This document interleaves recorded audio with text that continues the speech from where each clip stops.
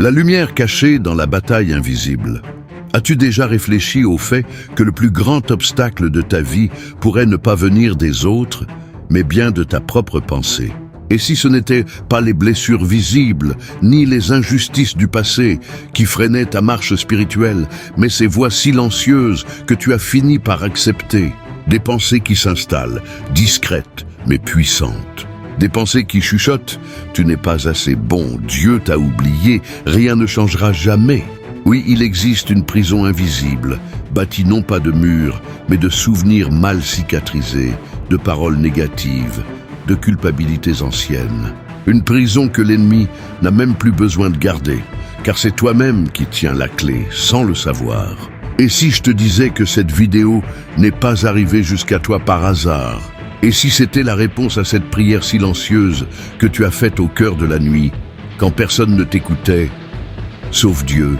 Il y a ici un secret spirituel caché, une révélation que peu de croyants découvrent.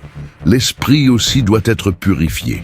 La plupart des gens savent qu'ils doivent protéger leur cœur, mais peu comprennent que l'esprit est la porte d'entrée de toute bataille spirituelle. Certains abritent, sans s'en rendre compte, des pensées étrangères, comme des hôtes spirituels indésirables qui volent la paix, éteignent la foi et affaiblissent le courage. Mais aujourd'hui, le Saint-Esprit veut allumer une lumière à l'intérieur de toi.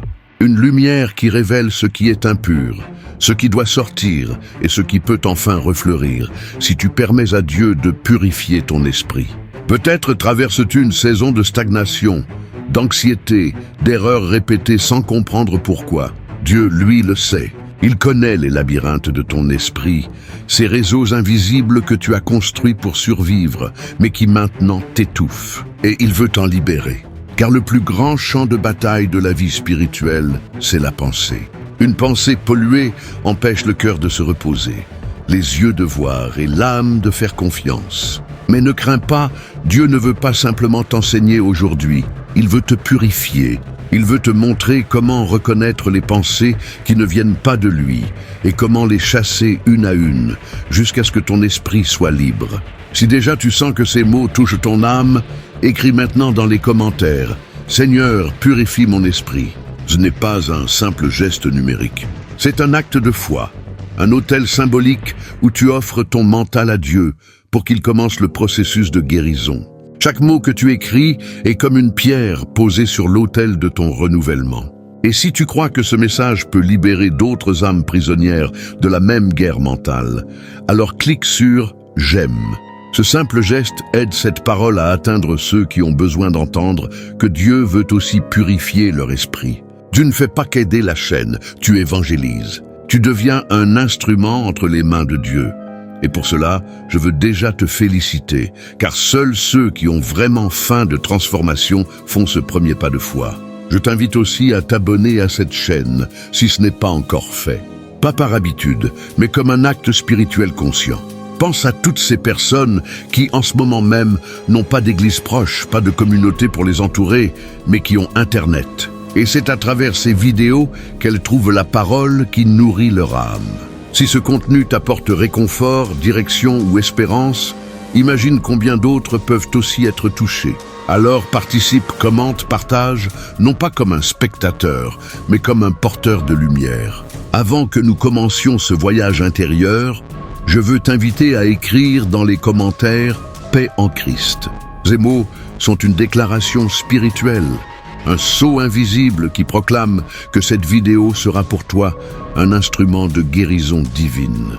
Et garde ceci, l'avant-dernier enseignement que tu entendras aujourd'hui pourrait bien être la clé qui déverrouillera une bénédiction que tu cherches depuis des années. Alors prépare-toi maintenant. Coupe les distractions, ferme ce qui t'agite, car ce qui va commencer est plus qu'une simple écoute. C'est un baptême de lumière à l'intérieur de ton esprit. Laisse le Saint-Esprit te conduire à travers ce nettoyage divin. Car le véritable renouveau commence quand tu reconnais la bataille invisible que tu portes en toi. Beaucoup de chrétiens sincères n'ont pas encore compris cette vérité en profondeur. La plus grande guerre spirituelle ne se joue pas autour d'eux, mais en eux. Tant que tu tenteras de combattre extérieurement ce qui est contaminé intérieurement, ton âme restera en conflit. Beaucoup luttent contre le péché visible, contre les habitudes destructrices, sans réaliser que tout cela n'est que le reflet d'une réalité intérieure, une infection invisible dans la pensée. Et c'est là, dans le silence de ton esprit, que commence le premier acte de purification divine. La reconnaissance de la guerre silencieuse de la pensée. Il y a un moment où l'âme se rend compte que la plus grande bataille n'est pas visible. Elle ne se joue ni dans les gestes ni dans les paroles, mais dans le secret des pensées. Cette guerre silencieuse influence ta foi, ton courage, ta manière de prier, et même ton image de Dieu. C'est un combat subtil, invisible aux yeux, mais ressenti au plus profond de l'esprit. L'apôtre Paul en parle dans la deuxième lettre aux Corinthiens, chapitre 10, versets 4 et 5. « Les armes de notre combat ne sont pas charnelles, mais puissantes en Dieu pour renverser les forteresses, pour détruire les raisonnements et toute hauteur qui s'élève contre la connaissance de Dieu, et pour amener toute pensée captive à l'obéissance du Christ. » Ces mots ne sont pas des métaphores poétiques, ils sont un avertissement. Paul ne parle pas d'un champ de bataille extérieur, mais d'un territoire spirituel intérieur, le territoire de la pensée. Car celui qui contrôle ta pensée contrôle ton avenir. Le diable n'a pas besoin de toucher ta chair pour te paralyser. Il lui suffit d'influencer ton esprit. Comme il est écrit dans les Proverbes, car tel qu'il pense dans son cœur, tel il est. Voilà pourquoi tant de croyants prient sans voir de changement. Ils lisent la Bible, mais ne discernent rien de nouveau. Ils vont à l'église, mais sortent avec le même vide. Ce n'est pas que Dieu ne les écoute pas, c'est que leur foi coule dans une source trouble, et contaminée par de vieilles croyances, des blessures non guéries, et des paroles qui ont été plantées dans l'enfance comme des graines d'amertume. Et c'est dans cette obscurité intérieure que l'ennemi murmure. Il ne vient pas en rugissant, mais en chuchotant. Ses pensées ressemblent aux tiennes. Je ne vaux rien. Dieu m'a oublié. Rien ne marche pour moi. Mon temps est passé. Tu penses que c'est ta voix. Tu crois que c'est ta conclusion. Mais en vérité, ce sont des flèches enrobées de logique humaine et conçues pour te faire douter de ta valeur et t'éloigner de la présence de Dieu. Le premier piège du malin est de te convaincre que ces pensées sont normales, que c'est la vie, que tout le monde se sent ainsi. Et c'est là que la foi s'endort. Car tant que tu tolères ces mensonges, tu leur donnes le droit d'habiter ton esprit. Mais regarde Jésus. Quand il a été tenté dans le désert, il n'a pas crié, il n'a pas négocié, il n'a pas combattu par la force. Il a répondu avec la parole, il est écrit, 3 mots qui ont fait trembler les ténèbres. Voilà le secret. L'esprit ne peut être purifié que lorsqu'il est saturé de vérités éternelles. Et pour qu'une vérité pénètre, il faut d'abord identifier le mensonge qui occupe sa place. Ce n'est pas un exercice mental, c'est une confession spirituelle. Il faut regarder ton âme sans masque et te demander quelles pensées m'éloignent de Dieu, quelles idées j'ai adoptées, non parce qu'elles venaient de lui, mais parce qu'elles ont été semées par la peur, la douleur ou le rejet. Ce processus est inconfortable, oui. C'est comme entrer dans une pièce oubliée de ta maison intérieure. Tu allumes la lumière et découvres des souvenirs poussiéreux, des phrases qui ont blessé ton enfance, des blessures jamais guéries. Tu vois ces choses et tu comprends. Ce n'était pas Dieu qui les avait placées là. Ce sont des forteresses mentales, construites avec le mortier de la peur et les briques du doute. Et le Saint-Esprit attend simplement que tu ouvres la porte, car il ne forcera jamais ce que tu refuses de lui livrer. Souviens-toi, on ne peut pas chasser ce qu'on continue d'héberger. Tu ne peux pas être libéré de ce que tu protèges encore dans ta tête. Voilà pourquoi la délivrance commence par la reconnaissance. Reconnaître que certaines pensées se sont érigées en Dieu silencieux, que des raisonnements arrogants se dressent contre la vérité divine, que des arguments intérieurs te font douter de la bonté du Père. Peut-être que tu dis « mais je prie, je jeûne, je chante, je fais tout cela ». Et c'est merveilleux. Mais Dieu te demande aujourd'hui « et ta pensée m'appartient-elle aussi ?» Il ne veut pas seulement ton cœur pendant le culte, il veut ton esprit pendant le silence de la nuit. Il veut renouveler ta manière de penser, parce que c'est là que la vraie transformation commence. Dans Romains 12, 2, il est écrit « Ne vous conformez pas au siècle présent, mais soyez transformés par le renouvellement de votre intelligence afin de discerner quelle est la volonté de Dieu, bonne, agréable et parfaite. Remarque, Paul ne dit pas renouvellement du cœur, mais de l'intelligence. Parce que c'est dans la pensée que tout changement profond prend racine. Si ton esprit est lavé par la parole, tout ton être sera réaligné vers la volonté de Dieu. Mais si ta pensée demeure prisonnière du passé, de la peur ou de la honte, tu avanceras toujours avec des chaînes invisibles. Et ces chaînes ne tombent pas par hasard. Elles tombent quand la lumière de la vérité les expose une à une, et que par obéissance, tu choisis de les briser avec foi. La transition entre l'illusion et la révélation. Le monde moderne te répète sans cesse que tout commence par la pensée positive, que si tu affirmes assez fort, si tu te motives chaque matin, si tu crois simplement en toi, tout changera. Mais l'Évangile ne parle pas de motivation superficielle, il parle de transformation spirituelle. Il ne te dit pas de nier la douleur, mais de la confronter avec la vérité. Il ne t'invite pas à te répéter des phrases vides, mais à remplacer le mensonge par la lumière, l'illusion par la révélation, la pensée humaine par la pensée du Christ. Et cette transition n'est pas douce. Elle exige un affrontement. Oui, un affrontement intérieur, parfois brutal, entre ce que tu es devenu et ce que Dieu veut que tu sois.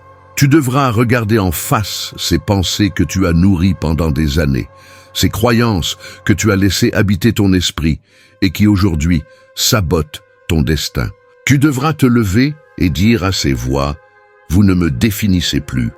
Tu devras faire taire la voix du critique pour écouter celle du Père. Et cela demande du courage. Le courage de celui qui comprend qu'il n'a pas été créé pour vivre enfermé dans une pièce mentale remplie d'ordures émotionnelles. Le courage de celui qui reconnaît que son esprit doit être un temple, non un entrepôt de douleur. C'est précisément pour cela que le Saint-Esprit t'a conduit ici. Il veut t'enseigner pas à pas comment entreprendre cette purification et comment garder ton esprit comme un lieu sacré où la paix de Dieu demeure. Aujourd'hui, Dieu veut que tu comprennes ceci. Ton avancement spirituel est directement lié à la clarté de ton esprit. Beaucoup de bénédictions cessent de couler, non parce que Dieu les retient, mais parce que ton esprit n'a pas encore appris à recevoir. Beaucoup de portes restent fermées, non parce que tu n'as pas frappé, mais parce que ton regard est encore tourné vers le passé. Et souvent, les prières restent sans réponse, non parce que le ciel est fermé, mais parce que le chant où la parole devait germer est étouffé par les mauvaises herbes des pensées impures. Mais tout cela peut changer. Et cela va changer si tu le permets. Alors je te demande, es-tu prêt? Es-tu prêt à reconnaître que ton esprit a besoin d'être purifié autant que ton cœur? Es-tu prêt à laisser le Saint-Esprit toucher ces zones intérieures que tu n'as jamais osé exposer à personne? Si oui, reste avec moi, car le voyage ne fait que commencer. Et le prochain pas t'amènera encore plus loin dans les profondeurs de la guérison divine. L'histoire d'Élie et de la caverne. Il existe des moments où le corps continue à fonctionner, mais où l'esprit s'effondre. Des moments où l'âme du serviteur de Dieu crie silencieusement « Je n'en peux plus ». Ce n'est pas le signe d'une foi faible. Même les plus grands hommes et femmes de la Bible ont connu ces effondrements intérieurs. Parmi eux, le prophète Élie, ce géant de la foi qui a vu descendre le feu du ciel. Dans le premier livre des Rois, chapitre 19, Élie vient de vivre une victoire glorieuse. Il a défié les prophètes de Baal, il a prié et Dieu a répondu par le feu. Le peuple a reconnu la puissance du Seigneur. Tout semblait être au sommet. Mais peu après, une menace arrive. La reine Jézabel jure de le tuer. Et soudain, tout s'écroule. Le même homme qui a affronté des centaines de faux prophètes prend la fuite pour sauver sa vie. Ce n'est pas la menace elle-même qui le brise, mais l'effondrement intérieur qu'elle provoque. Et c'est là le cœur de ce mystère. Souvent, ce qui nous paralyse n'est pas la grandeur de l'épreuve, mais l'état de notre esprit au moment où elle arrive. Élie s'enfuit dans le désert et se réfugie dans une caverne. Là, dans le silence, il entre dans l'un des moments les plus sombres de sa vie. Il se replie sur lui-même, s'isole, nourrit des pensées destructrices. Je ne vaux pas mieux que mes pères. C'est assez, Seigneur, prends ma vie. Ce n'est pas Jézabel qui a vaincu Élie, c'est sa propre pensée qui l'a abattu. Et si cela est arrivé à un prophète, Cela peut arriver à n'importe lequel d'entre nous, parce qu'il existe des moments où la fatigue mentale devient si profonde que même les petites menaces prennent des proportions gigantesques. Quand ton esprit est saturé par la peur, la culpabilité ou la douleur, tu perds la perception de la vérité. C'est à ce moment-là que la réalité devient déformée. Tu te sens inutile, oublié, insuffisant. Tu oublies tout ce que Dieu a déjà accompli, parce que la voix de la fatigue parle plus fort que celle de la foi. La caverne d'Élie symbolise cet endroit intérieur où beaucoup se réfugient quand ils n'en peuvent plus. Combien de fois, toi aussi, malgré ta foi, as-tu voulu tout arrêter? Combien de fois as-tu cru que personne ne te comprend, que ta vie n'a plus de sens, que tes prières ne servent à rien? C'est plus courant que tu ne le crois, et l'ennemi le sait.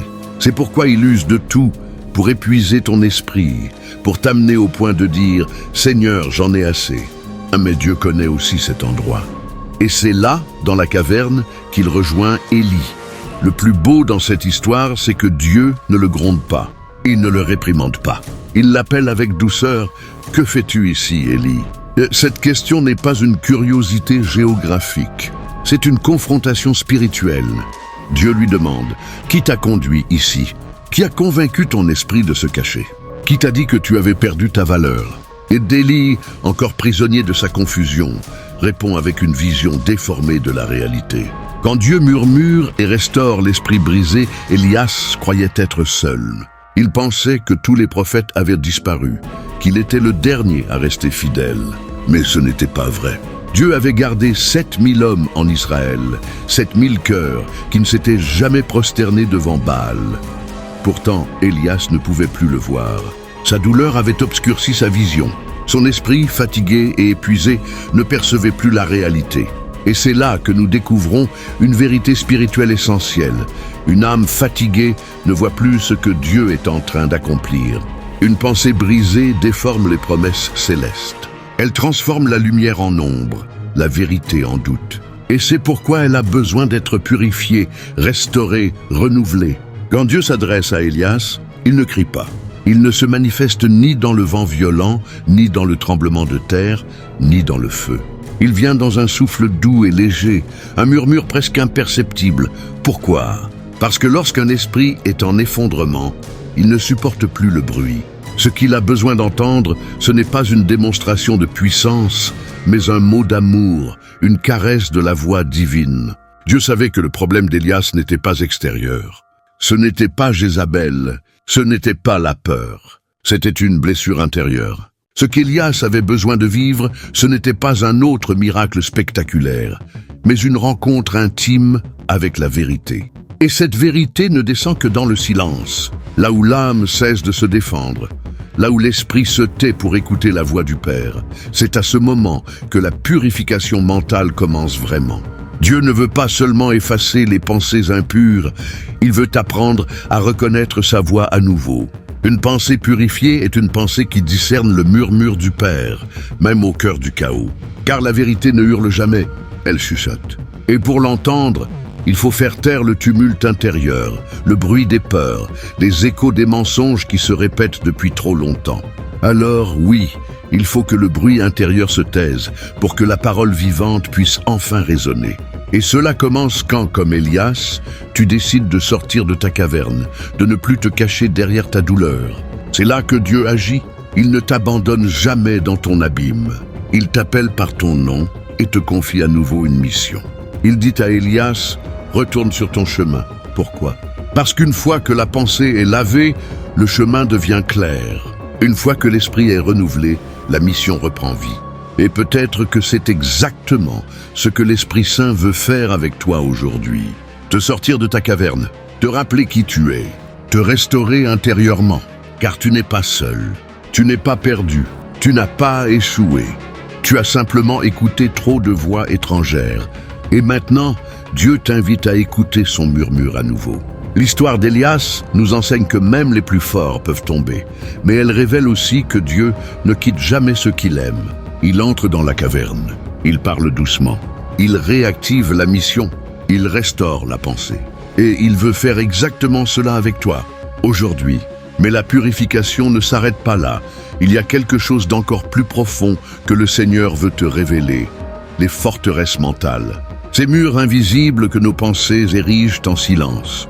Une des plus grandes illusions spirituelles de notre époque est de croire que les pensées sont inoffensives, que ce qui traverse l'esprit peut simplement être ignoré. Mais la Bible nous avertit, chaque pensée est une semence. Et si tu la laisses s'enraciner, elle devient une structure spirituelle, une forteresse intérieure. Ces forteresses ne se construisent pas en un jour. Elles se forment brique après brique, à chaque mensonge accepté, à chaque parole destructrice crue comme vérité. Et l'esprit humain est un terrain fertile. Tout ce qui y est planté finit par croître. Alors laisse-moi te poser une question. Qu'as-tu laissé pousser à l'intérieur de toi? Peut-être rappelles-tu ton caractère difficile, ton tempérament explosif ou ta faible estime de toi, ce qui n'est en réalité qu'une forteresse mentale, bâtie avec des phrases comme « tu ne seras jamais à la hauteur ». Personne ne t'aime vraiment. Tu n'as pas la foi des autres. Dieu ne t'écoute pas. Ces paroles se répètent, s'enracinent, se gravent dans l'esprit. Et quand elles ne sont pas confrontées, elles deviennent des murs spirituels. Paul l'a déclaré avec puissance dans 2 Corinthiens 10, 4. Les armes de notre combat ne sont pas charnelles, mais puissantes en Dieu pour renverser les forteresses. Cela signifie que Dieu t'a donné des armes spirituelles précises pour détruire ces structures mentales. Il sait qu'elles sont dangereuses car elles t'empêchent d'avancer. Une personne qui vit derrière une forteresse mentale ne voit plus la vie directement. Elle la regarde derrière un mur de douleur et de méfiance. Même quand Dieu parle, elle doute. Même quand la bénédiction arrive, elle la refuse. Parce que la forteresse déforme tout. La vérité, la foi, la paix. Et c'est pourquoi beaucoup de croyants ne parviennent pas à goûter la pleine liberté que Dieu leur a promise. Ils prient, ils adorent, ils espèrent. Mais ils vivent toujours dans un château construit par l'ennemi. Quand Dieu commence à purifier la maison intérieure, il y a des croyants qui essaient de faire confiance, mais la voix de la méfiance parle plus fort. Ils veulent croire, mais la voix du doute crie à l'intérieur. Ils veulent trouver le repos, mais la voix de la culpabilité les poursuit sans relâche. Et le plus douloureux, c'est que ces voix ne viennent pas du néant. Elles se sont construites à partir d'expériences bien réelles, des blessures causées par des personnes que tu aimais, des paroles qui t'ont marqué, des erreurs que tu as réellement commises, des saisons difficiles que tu as réellement vécues. L'ennemi prend ces souvenirs et en fait des matériaux de construction. Avec eux, il bâtit des forteresses mentales. Mais voici la bonne nouvelle. Toute forteresse peut être détruite. Et pas par la force humaine, ni par des efforts psychologiques, mais par les armes spirituelles, la parole de Dieu, l'adoration, la confession, la vigilance, la discipline spirituelle, le jeûne et la prière, la méditation profonde des Écritures. Chaque acte de foi, chaque moment de louange, chaque déclaration biblique est comme un marteau qui frappe les murs anciens. Chaque fois que tu proclames une vérité divine sur ta vie, une fissure apparaît dans la muraille. Chaque fois que tu refuses un mensonge et que tu déclares ce que Dieu dit de toi, une pierre s'effondre. Chaque fois que tu choisis la grâce au lieu de la culpabilité, une brèche s'ouvre. C'est pourquoi le processus de purification de l'esprit exige de la persévérance. Dieu ne fera pas ce nettoyage à ta place. Il va te guider, mais tu devras coopérer. Tu devras apprendre à observer tes pensées, à discerner leur origine, à dire avec autorité « Ceci ne vient pas de Dieu, cela ne s'accorde pas avec sa parole, cela ne vivra pas ici. » Et quand tu fais cela, ton esprit commence à se réentraîner, non plus pour répéter des mensonges, mais pour habiter la vérité. Souviens-toi, une pensée non confrontée devient une croyance, et une croyance erronée produit un comportement destructeur. Avant que ton comportement change, ta pensée doit être libérée. Il faut que tu prennes conscience de la guerre silencieuse qui se déroule dans ton esprit chaque jour. Et sache-le, les pensées toxiques ne partent pas d'elles-mêmes. Elles doivent être chassées, désinstallées, remplacées. Imagine ton esprit comme une maison intérieure. Dans cette maison, il y a des pièces fermées où tu caches les blessures, les frustrations, les voix critiques. Il y a des fenêtres scellées où la lumière de la grâce n'entre jamais. Il y a des caves sombres, pleines de souvenirs que tu n'as jamais osé raconter, de scènes douloureuses, de mots qui résonnent encore comme des blessures ouvertes. Et tu as appris à vivre avec tout cela, à respirer dans un air pollué, à faire semblant que tout va bien. Mais aujourd'hui, Dieu te dit, cette maison doit être nettoyée, cet espace doit devenir le mien. Il ne veut pas seulement visiter ton esprit pendant la prière ou au culte, il veut y habiter. Et pour qu'il puisse y demeurer, il faut enlever tout ce qui n'est pas compatible avec sa présence. Voici une vérité difficile, mais indispensable. Certains de tes schémas de pensée ne sont pas simplement négatifs, ils sont pécheurs. Parce qu'ils nient la parole de Dieu, ils rejettent ton identité céleste, ils insultent le sacrifice de la croix. Chaque fois que tu dis « Je ne suis pas digne », alors que le sang de l'agneau t'a déjà purifié, tu annules ce que la croix a accompli. Chaque fois que tu dis « Je n'y arriverai pas », alors que Dieu a dit « Tu peux tout par celui qui te fortifie », tu déclares que ta faiblesse est plus forte que sa puissance. Et cela doit cesser, pas avec la honte, mais avec la vérité et le courage.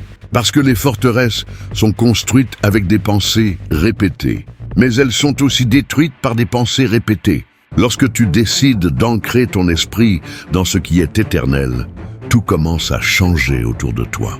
Tu dors mieux, tu prends des décisions plus sages, tu entends la voix de Dieu avec clarté, tu prises avec conviction au lieu d'anxiété, tu fais confiance au lieu de douter, parce qu'une pensée purifiée donne naissance à une vie purifiée.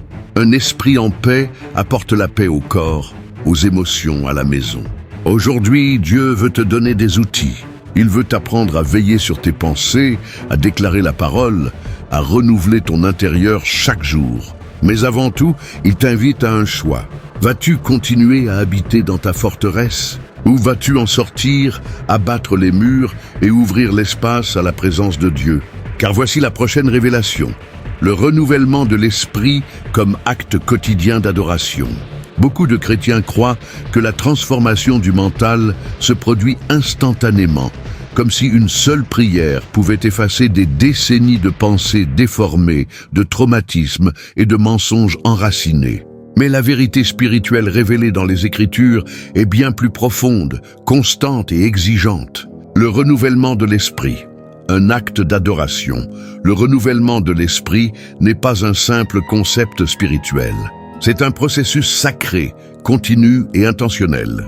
Ce n'est pas une idée abstraite, mais un acte d'adoration véritable. Oui, renouveler son esprit chaque jour, c'est une manière puissante d'honorer Dieu avec tout son être.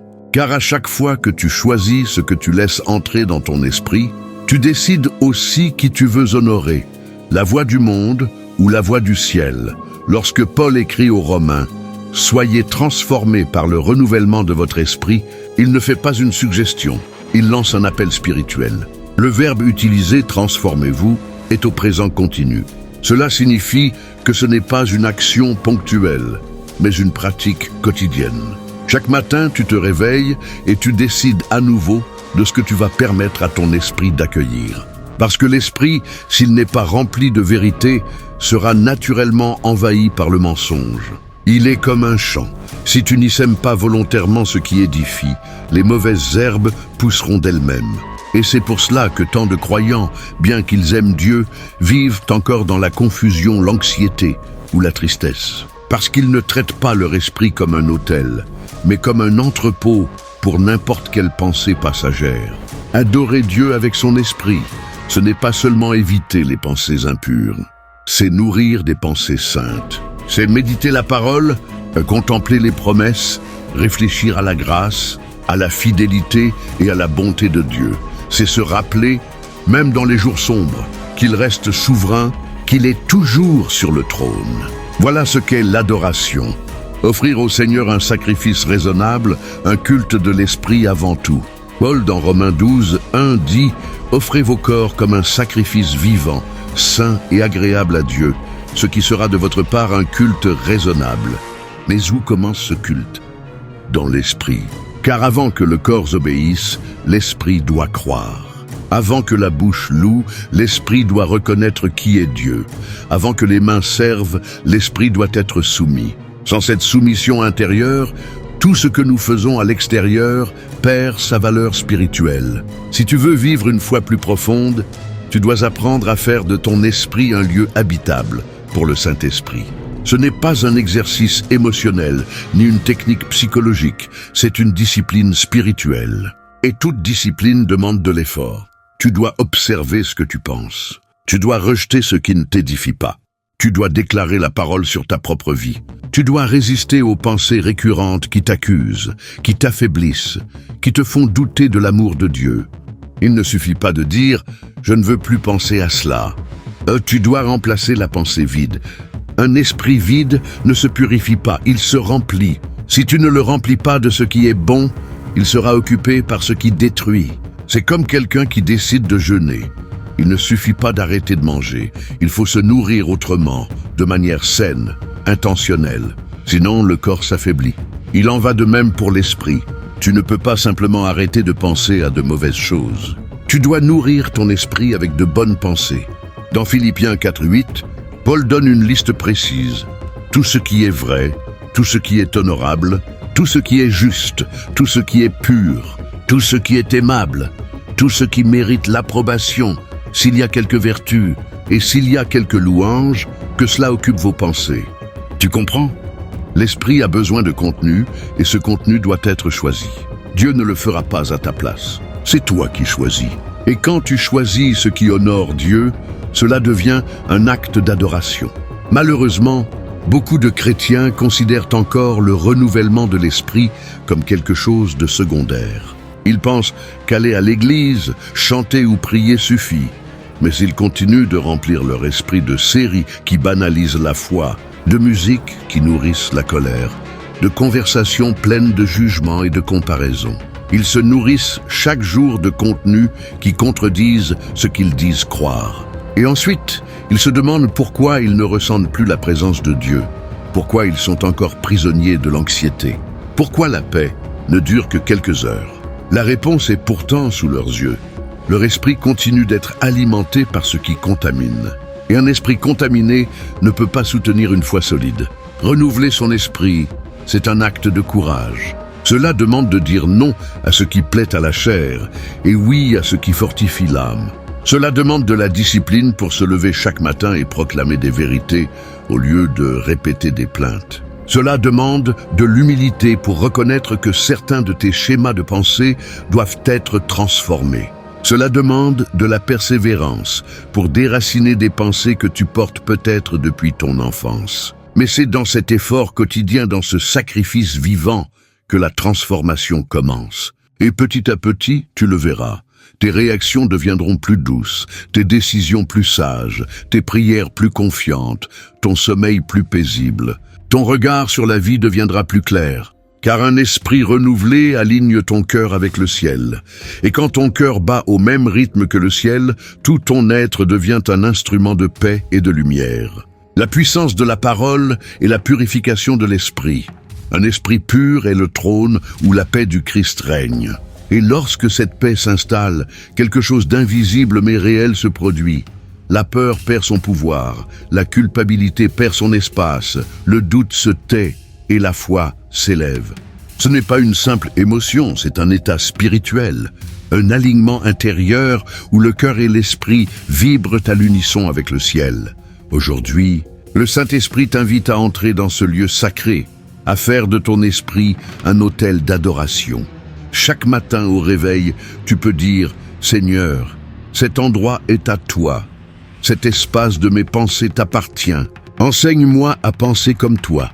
Apprends-moi à voir comme toi vois. Apprends-moi à ressentir comme toi ressens. » C'est cela la véritable transformation. Voilà le culte que Dieu recherche. Des esprits rendus, des pensées consacrées, des âmes conscientes de la sainteté du silence intérieur. Alors, es-tu prêt à faire de ton esprit un lieu d'adoration? Es-tu disposé à commencer chaque jour en nettoyant tes pensées, en remplaçant la poussière de l'âme par les promesses de la parole? Si ta réponse est oui, alors sache que tu es déjà en chemin. Car celui qui adore avec son esprit marche dans la clarté, et celui qui marche dans la clarté avance. Il existe un principe spirituel que beaucoup de chrétiens n'ont pas encore compris pleinement. Les mots que tu prononces ne révèlent pas seulement ce qui habite ton esprit, ils façonnent l'environnement intérieur où tes pensées prennent racine. Tes paroles créent une atmosphère invisible qui nourrit ou empoisonne ton esprit. La manière dont tu parles, pries, t'exprimes ou même te décris chaque jour est le reflet direct de ce que ton esprit croit. Et plus encore, ces mots creusent, renforcent, consolident ses croyances, formant un cercle spirituel continu où ce que tu penses nourrit ce que tu dis, et ce que tu dis renforce ce que tu penses. Jésus l'a expliqué avec une clarté divine dans Matthieu 12, 34. La bouche parle de l'abondance du cœur. Et si la bouche parle, l'esprit traduit, analyse, intègre. C'est pourquoi la purification de l'esprit ne peut pas être un travail uniquement silencieux ou intérieur. Elle a besoin de ta voix. Elle a besoin de ta confession. Elle a besoin de ton choix conscient de déclarer ce que Dieu déclare. Beaucoup passent leur journée à répéter des phrases destructrices sans même s'en rendre compte. Je suis trop anxieux. Je n'y arriverai jamais. Ma tête ne s'arrête pas. Rien ne change pour moi. Cette situation me rend fou. Chaque fois que ces mots franchissent tes lèvres, tu t'éloignes un peu plus de la pensée du Christ. La Bible est claire. La vie et la mort sont au pouvoir de la langue. Proverbe 18, 21. Si la langue a un tel pouvoir, imagine un instant ce qui se passe lorsque tes mots s'accordent avec les mensonges de l'ennemi. Et maintenant, imagine le contraire. Imagine ce qui se produit lorsque ta bouche s'accorde avec la parole de Dieu. C'est là que commence la transformation authentique. Quand tu déclares consciemment « J'ai la pensée du Christ ». Je suis renouvelé par la parole. Mon esprit est soumis à Jésus. La paix de Dieu garde mon cœur et mes pensées. Je ne suis plus esclave de la culpabilité, mais héritier de la grâce. Ces paroles ne sont pas de simples affirmations. Ce sont des semences spirituelles. Et une semence, quand elle est arrosée avec foi, transforme le sol où elle tombe. Voilà pourquoi la confession de foi n'est pas un rituel, mais un instrument de purification. Elle renouvelle ton esprit, elle assainit l'air intérieur de ton âme. Tu dois apprendre à parler de toi avec les yeux de Dieu, à déclarer avec ta propre voix ce que le ciel a déjà décrété à ton sujet. Même si tes émotions te disent le contraire, même si tes souvenirs veulent te ramener en arrière, même si les circonstances semblent crier que c'est inutile. Parce que lorsque tu proclames la vérité de Dieu à voix haute, ton esprit commence à enregistrer cette vérité à un niveau plus profond. Petit à petit, les murs intérieurs, autrefois solides comme la pierre, commencent à se fissurer. Et c'est là que l'adoration parlée devient une arme puissante. Louer Dieu avec la bouche purifie les pensées. Parce que lorsque tu déclares « Dieu est saint », Dieu est juste, Dieu est fidèle, Dieu est puissant. Où tu recentres ton attention. Tu déplaces ton regard de ce qui te trouble vers celui qui guérit. L'esprit qui était encombré de peur, de colère ou d'inquiétude se tourne alors vers la présence de Dieu. Ce déplacement intérieur est fondamental. Car le péché, la culpabilité, la peur et l'anxiété se nourrissent d'une seule chose, la répétition. Chaque fois que tu répètes la douleur, que tu revis la blessure, que tu racontes encore la même humiliation, tu nourris la chaîne qui t'enserre. Mais quand tu brises ce cycle en proclamant des louanges, des prières, des promesses, l'atmosphère spirituelle change. L'air de ton âme devient respirable à nouveau. David, le psalmiste, connaissait ce secret. Dans ses heures les plus sombres, il parlait à sa propre âme. « Pourquoi t'abattu, mon âme ?» Espère en Dieu, Psaume 42, 5. Il ne comptait pas sur les circonstances pour se sentir mieux. Il parlait à l'intérieur de lui-même. Il proclamait la vérité même lorsque tout semblait perdu. Et c'est cela que tu dois apprendre à faire. N'attends pas de te sentir bien pour dire ce qui est vrai. Dis ce qui est vrai et ton cœur commencera à se sentir mieux. Car l'esprit humain est malléable. Il se façonne par ce qu'il entend le plus souvent, surtout lorsque ces mots sortent de ta propre bouche. Tes paroles deviennent les pinceaux qui peignent le paysage intérieur de ton âme.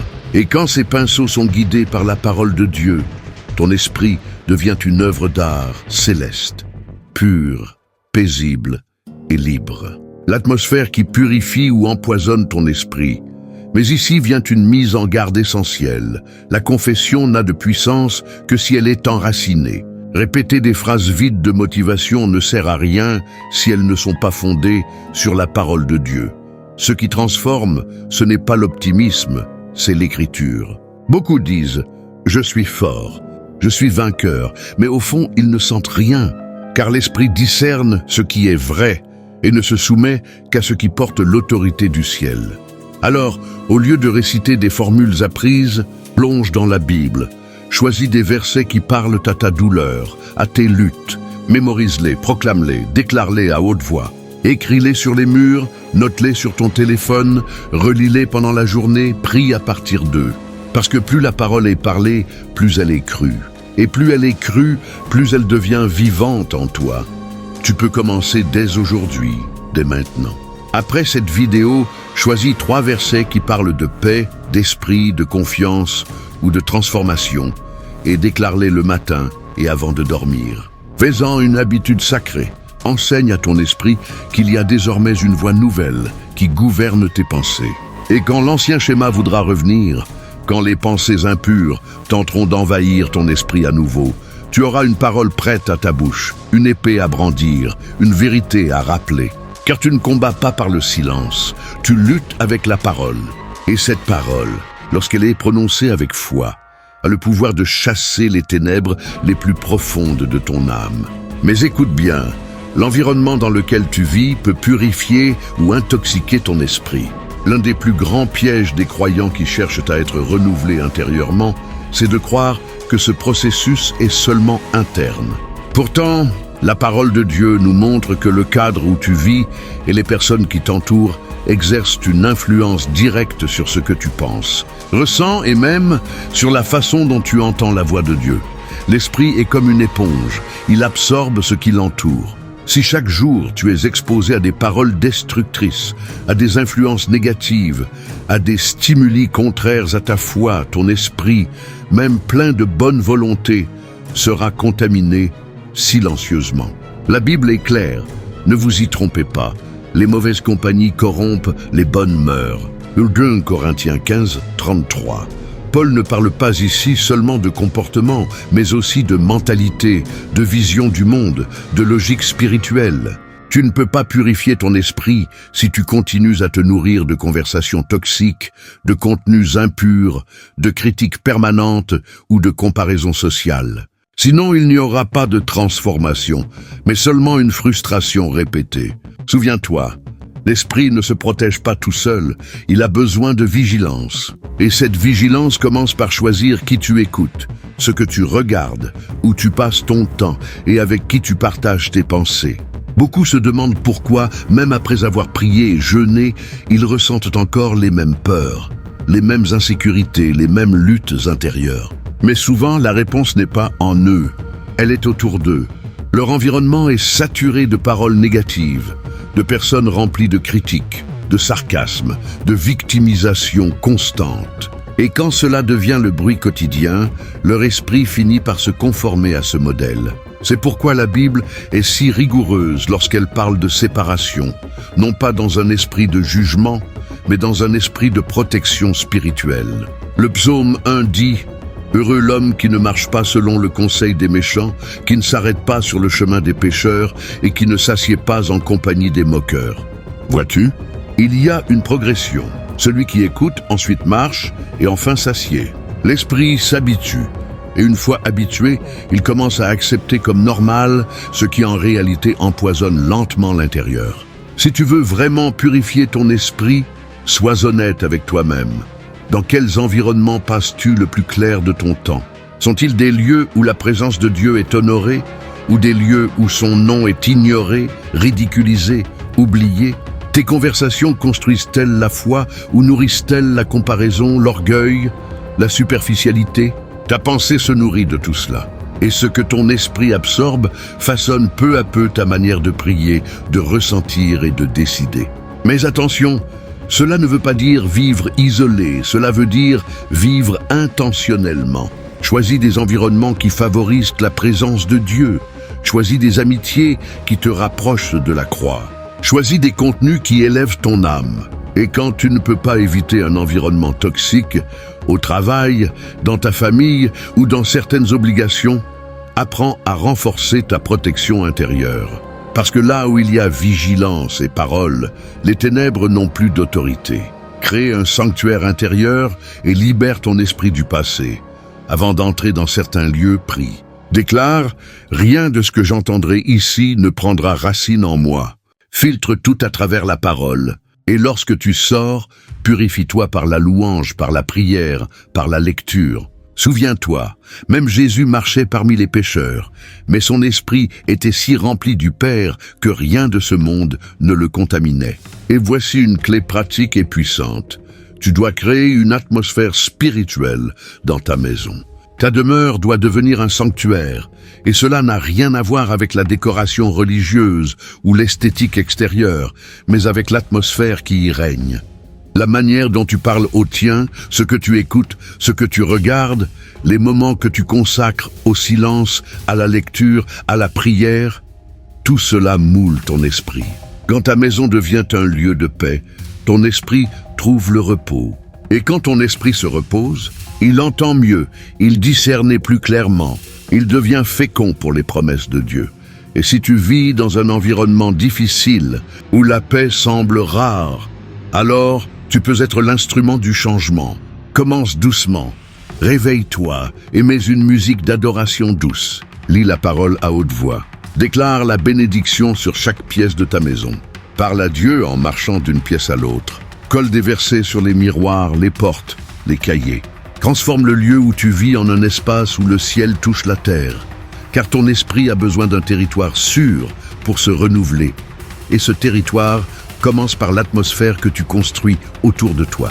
Le Seigneur t'appelle aujourd'hui à réexaminer les personnes avec qui tu marches, à réfléchir aux sons que tu écoutes, à revoir les lieux que tu fréquentes. Car il ne sert à rien de chercher un esprit pur dans un environnement impur. Le Saint-Esprit veut habiter avec toi, mais il a besoin d'espace, d'atmosphère, de révérence, de silence, de pureté. Et lorsque tu alignes ton environnement avec ton appel spirituel, ton esprit commence à respirer à nouveau. La présence de Dieu devient alors constante et non plus occasionnelle.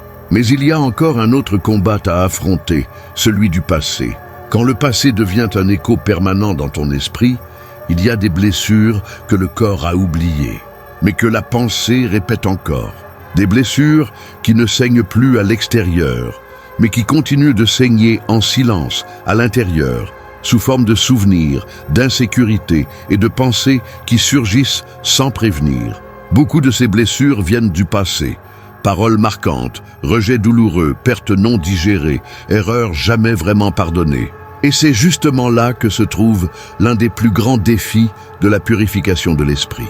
Un passé non pardonné devient un présent qui nous contrôle encore. L'esprit humain a une incroyable capacité à archiver les expériences, mais il ne les archive pas de manière neutre. Il les garde chargés d'émotions. Chaque souvenir important est porteur d'un sentiment. Et si ce sentiment est la douleur, la colère, la culpabilité, la honte ou l'abandon, ce souvenir devient un déclencheur spirituel. À tout moment, une odeur, une parole, un visage, un ton de voix peut réactiver cette mémoire. Et avec elle, reviennent ces pensées. Tu n'as jamais été assez bon. Tu ne mérites pas d'être heureux. Tu gâches toujours tout. Tu seras encore abandonné. Et alors, la personne ne réagit plus à ce qui se passe maintenant, mais à ce qui s'est passé il y a des années et qui vit encore en elle. C'est pourquoi tant de croyants vivent comme Nara, ce personnage mentionné au début de la vidéo. Extérieurement, tout semble normal. La routine fonctionne, le travail avance. La foi est là. Mais à l'intérieur, l'esprit est encore habité par des fantômes anciens, des culpabilités jamais confessées, des erreurs jamais remises, des paroles jamais effacées. Et ces hôtes silencieux drainent la force, volent le courage, sabotent les pas. Car comme le dit l'Écriture, car il est tel que sont les pensées de son cœur. Proverbe 23, 7. Si tu penses encore comme un rejeté, tu vivras comme un rejeté. Si tu penses encore comme un vaincu, tu agiras comme un vaincu, même si Dieu a déjà préparé la victoire pour toi. Mais la parole de Dieu nous enseigne que le passé ne doit pas être une prison. Il peut devenir un témoignage. Cela arrive lorsque l'esprit est guéri, lorsque les souvenirs sont remis entre les mains du Père, lorsque les scènes intérieures sont lavées par la vérité du ciel. L'apôtre Paul en est l'exemple parfait. Il portait un passé qui aurait pu le détruire, persécuteur de l'Église, complice de meurtre, homme redouté des croyants. Mais après avoir rencontré le Christ, il a fait un choix. Oubliant ce qui est derrière et me portant vers ce qui est devant, je cours vers le but. 1 de Philippiens 3, 13, 14. La renaissance de l'esprit, ton esprit comme offrande vivante. Il y a un moment où les chaînes invisibles se brisent, un instant où le passé cesse d'avoir le dernier mot. Un souffle où le ciel touche ton esprit et dit « Je fais toutes choses nouvelles ». Ce moment, c'est maintenant. Tu n'es pas prisonnier de tes pensées. Tu n'es pas défini par tes erreurs. Tu es appelé à penser avec Dieu, à voir avec Dieu, à ressentir avec Dieu. Et quand ton esprit s'aligne avec celui du Créateur, tout change. Les angoisses perdent leur pouvoir, les mensonges perdent leur voix, et la vérité devient ton oxygène. Tu n'as pas besoin d'attendre une circonstance idéale pour être libre. Tu n'as pas besoin que tout soit parfait pour commencer. Commence aujourd'hui, là où tu es, avec ce que tu as. Ferme les yeux et dis, doucement mais avec foi, « Seigneur, je te consacre mes pensées. Ce lieu invisible mais si vivant, je t'en fais l'autel. Purifie-le, habite-le, inspire-le, parce que c'est là, dans le silence de l'esprit, que Dieu construit ses plus grandes œuvres. Et quand ton esprit devient un sanctuaire, ton âme devient l'instrument du royaume. Sache ceci. Chaque mot de foi que tu déclares, chaque verset que tu répètes, chaque souvenir que tu remets à Dieu devient une semence de restauration.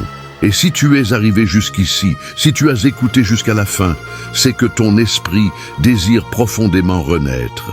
Tu n'es pas ici par hasard. C'est un appel divin. Le Seigneur t'a conduit jusqu'à ce message pour te rappeler qui tu es. Un esprit renouvelé, une pensée libérée, un cœur lavé. Alors maintenant, avant de quitter cette vidéo, fais une dernière chose. Partage ce message avec quelqu'un qui a besoin d'entendre que Dieu peut aussi purifier son esprit. Parce que quand tu partages la lumière, elle grandit aussi en toi. Et si ce message a touché ton âme, je veux t'inviter à découvrir une présentation secrète, un message spécial, non répertorié, où je révèle des vérités bibliques profondes sur la transformation intérieure que peu connaissent. Le lien est dans la description. Regarde-le jusqu'à la fin. Il pourrait changer ta façon de penser pour toujours. Continue à écouter cette musique. Laisse chaque note laver tes pensées. Laisse la paix de Dieu te traverser comme une rivière qui nettoie, qui restaure, qui guérit. Et rappelle-toi toujours, ce que ton esprit contemple, ton âme devient. Et quand ton esprit contemple le Christ, tout ton être retrouve la vie. Sois béni, sois renouvelé, sois transformé dans le nom de Jésus.